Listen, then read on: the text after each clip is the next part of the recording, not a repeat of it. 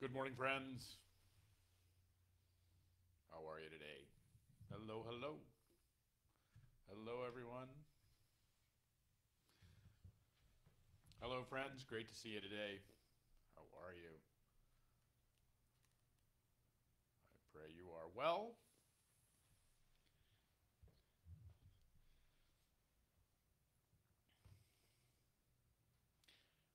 I hope your day is going well and that all is joyful in your world. Good morning. Good morning. Good morning. How are you today? Great to see everybody.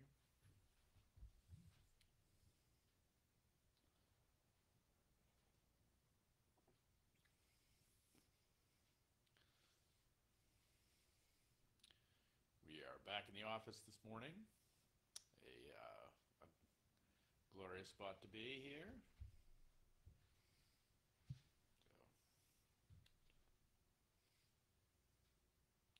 Hope you're all doing well. So, good morning, everybody.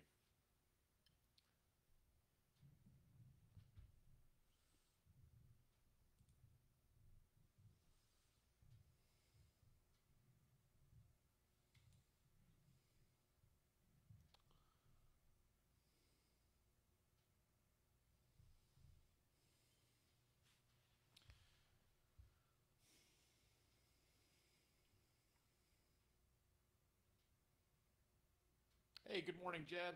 How are you? Hope all is well with you and Isaiah and Xavier and everybody. Hope everybody's good. Good morning, everybody. Hello, hello. All right, good morning, friends. We will get going this morning. It is the 11th day of May on 11/11, and I'm glad that you're with us. I'm glad you're part of this journey. I'm glad you are here, working and listening. Best of both worlds. Well, I hope it's the best. That's great. I hope it is the best of both worlds for everybody. Uh, it is a joy to have you with us this morning. And this morning, I want to pull a little line from the Gospel of Mark. Now, the Gospel of Mark is the most spare gospel that we have. It's kind of just the facts, ma'am, and it's the most simple gospel. And so sometimes you find the things that are mentioned in Mark actually have in them something really key to offer us. And there is this moment as Jesus is on the cross. He is dying on the cross, and he breathes his last breath, and there is a mention that Mark makes of first the centurion at the bottom of the bottom of the cross, looking at Jesus, says, "Surely this man was the Son of God." Well, because something was going on. This hardened battle war, you know, battle hardened centurion had been had seen this scene unfold and saw that even before the resurrection, this is a great and powerful things are at work. But then Mark goes on to mention this, and this is what I want to talk about today. He said, "Some women were watching from a distance. Among them were Mary Magdalene, Mary, the mother of James the younger and of Joseph, and Salome. In Galilee, these women had followed him and cared for his needs. Many other women who had come up with him to Jerusalem were also there." These these women are actually known. They actually have a proper name in the church. They are called the myrrh bearers. Part of it is they are bearing with them the holy myrrh, the spices that would be anointed of Jesus' body later that morning, and by virtue of that, they would come to be the first ones to discover the resurrection. Mark goes on in the beginning of chapter 16 to say, early in the morning, the women arrived with spices to anoint the body, because this was as a part of Jewish custom. this was an important role, an important act, to continue to tend the body even into death. That there was this way in which, so Joseph of Arimathea had gotten the grave clothes and the linen and wrapped him up, but he had not been anointed properly. And in fact, this anointing wasn't to happen at the moment of death, but it was to happen a couple days later. This is a part of the Jewish ritual of tending the dead. Now the women come and they show up, and what do they discover? They discover the resurrected Jesus. Now, I want to talk about this thing about tending today, because I think it is. I think in many ways it's the thing we've forgotten. Maybe not forgotten, but it's the thing we often don't want to do, and it's actually the thing we find it difficult for us to do. In these days, and I think there's all sorts of ways that this notion of holy tending, of divine tending to things, divine tending, and tending to the divine in all the different facets of our life, even in the dead parts of our life, maybe even most importantly into the dead parts of our life, are perhaps the most important and key things that we can do in order to bear witness to the resurrection. That when we think about the holy things of our life, like the really important things, and when we think about often what we're faced with, and the way we're invited to frame those holy things, those most important things, I think this is where we've gone a little cattywampus. We've gone a little. We've turned the corner a little bit on this. We've stopped. We've gone to wanting to fix things. We wanted to work on cure. I think in fact many times our response to the pandemic, and I don't want to get into all that much, but just to say we're looking for how much resources we have looked for cure or prevention, like we're going to not get this thing, or we're going to not have this thing, or we're going to make it better, versus tending. Now, I don't want to get into epidemiological debates on here. That's not the point of this. It's simply to just look at how I'm inviting us to look at how we've been looking in this time. And I think it's true on all sorts of levels. We see this played out. I think about our relationships. We want to fix our relationships. We want to fix things so that they're better. We want to fix them so that we'll just make that other person, give us the flowers and the num-nums and the things that we want. We're going to fix this the way that our children are moving in this world. We're going to get rid of it, right? Or we're just going to say, like, well, enough of this. Enough of this relationship, enough of this thing, we think about it on an organic level. I got to spend a little time with my mom this weekend, and she's a terrific gardener. She's a garden that she's been cultivating for 50 years, and to just see her out there tending the garden, like organic things, and we're organic things, friends, and our families are organic things, and our society is an organic thing. They're not mechanistic things. They're not digital things. They don't need fixing. What they need is tending. Even our bodies, even our very selves, we want to get our tummy tucked, get our physical self put in the right way, and manicured in the right way, and done, and have all the things done so that we can look like we should be on the cover of a magazine, versus tending our bodies and giving them the things that they need, giving ourselves pretending as if our bodies and our physical self is something that we're responsible for helping out and for working on, for tending. The holy myrrh bearers are a part of this incredible tradition all around the resurrection, and it is them that see Jesus first, and it is them that report Jesus to everyone else. The tenders of the world are the ones who see the divine in the world, who encounter the divine in the world first. And I'm convinced of this. I'm convinced that much of what we've got ourselves into is this question about about what we're trying to fix, what we're trying to bend to our will, what we're trying to make better. This is broken. We need to fix it and put it back together, versus what simply tending that which is before us. If there is a dead branch, well, we can remove the dead branch. If there's a problem in a relation, if there's a sticking point in a relationship, we just tend the relationship. If we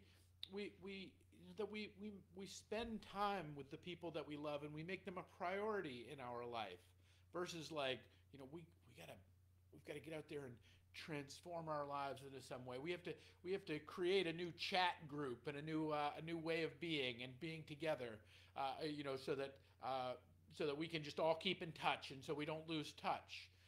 And invariably that stuff never works. I don't know if you, but I've found myself on any number of those. Like, oh, we're gonna start this new text thread, and that'll give us a way to keep in touch. And I'm not saying that's bad, but it's this effort to try and fix a problem, versus simply tending our lives together and saying, I'm gonna get my hands dirty.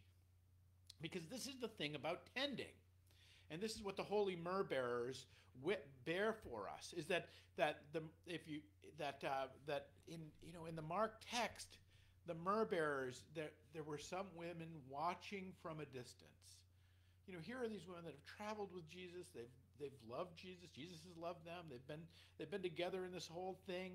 They've made sure he got the meals he needed to get. They've kept him on the road. They've kept him focused. They've tended the talent and the beauty and everything that they saw in him, and that in his life and in his ministry, they've been that a lot of those healings that Jesus was about, that they had a hand in that and a part in that, in their tending of the divine that they saw in their midst, and that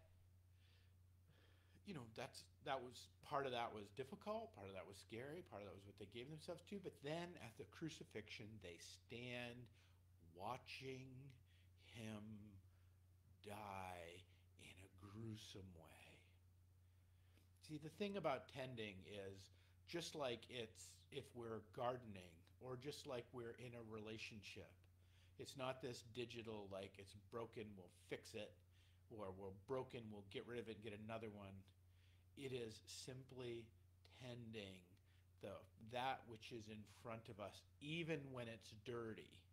Even when it requires our hands to get dirty, even when it requires us to enter into even gruesome places, but we'll tend.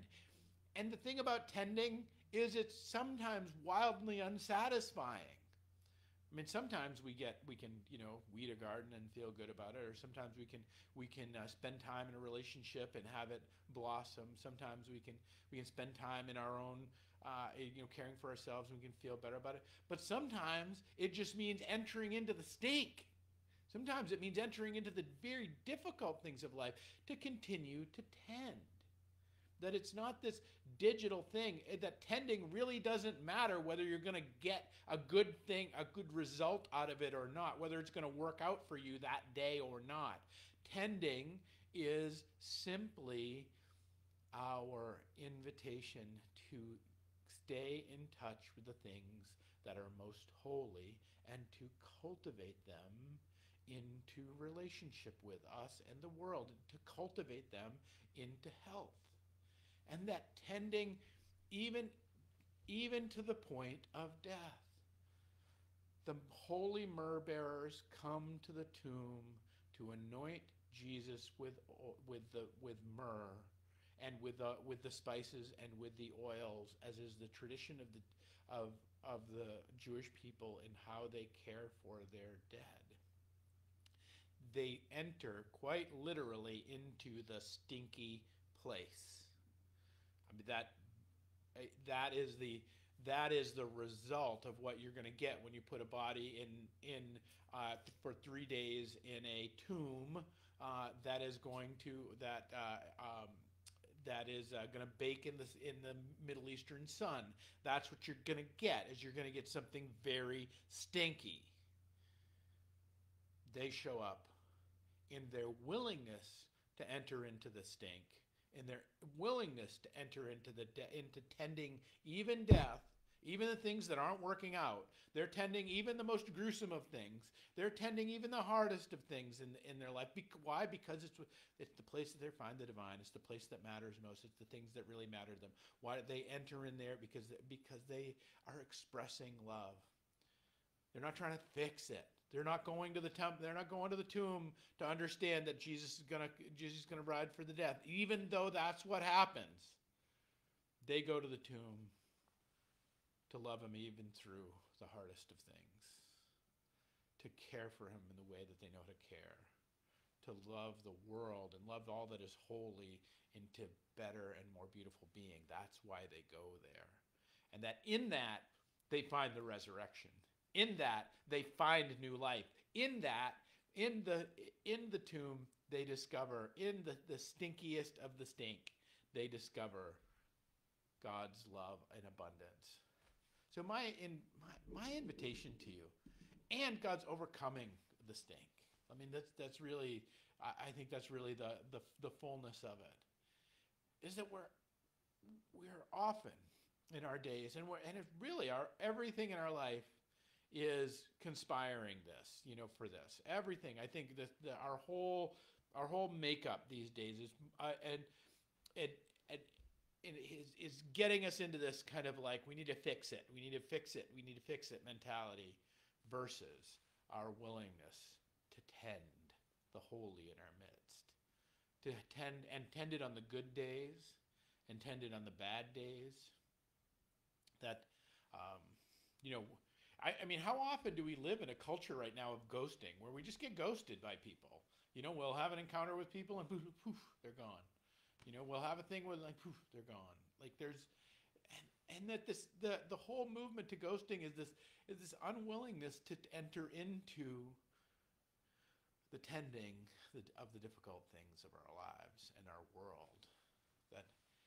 That where we could simply put our efforts towards building the beautiful, building the true, nurturing the things that are working. Well, friends, the things that seem to be not working, or the things that need to be fixed, would then reveal themselves quite nicely, and would and in many ways be rectified all on their own. My hope for you today is that you'll see what you're doing in your life, whether you're working, whether you're caring for your children, whether you're a part of whether you're keeping in touch with those that you love, whether you're out on some grand adventure, listening to music, or doing something beautiful and fun. Regardless of what, try and frame it. Understand yourself as a holy myrrh bearer. Understand yourself as one who comes to anoint the good and the true and the beautiful in the world in which you stand. That when what comes with your little basket of your little secret sauce that you bring to the mix, that you can pour over and bring beauty and cover over the holy, even in the places where it's all messed up, even in the places where it's been savaged, even in the places where it seems like there's no way this thing is going to get better than it is. But wherever you, and whatever you find that in your days, whenever you find that in yourself, that you might open and know yourself as a holy myrrh bearer, as one who comes to anoint the good wherever you find it, to catch the world and people, not doing something wrong, but doing something right, and bless it and lift it up. And tend the beauty in your world, tend the goodness in your days, and understand it as a tending, not as a fixing, and not as a need that has to be like, oh God, I've got to go do this thing again today. Like these kids, they always want to be fed this stuff. They always, this husband or this wife, they always want to talk to me. understand this as part of our holy task as myrrh bearers, to love and to anoint, to, to build the beautiful in this world, not through our own powerful efforts, but through our tending the good and the true and the beautiful where we find it, and letting it sprout, letting it break into this world, letting it grow, and letting it bring us the face of the resurrected Christ. All right, friends, that's my hope for you today on this Wednesday, the 11th. Great to see everybody. John, glad you made it in. Donna, good, glad that you're here. Cecile, I'm glad you're here. Great. Jennifer, so glad always glad to see you here. That's so great. All right, friends. I hope you have a great day and that you do some tending on the beauty of your life. All right, peace and grace. We'll pick it up tomorrow with another 11:11.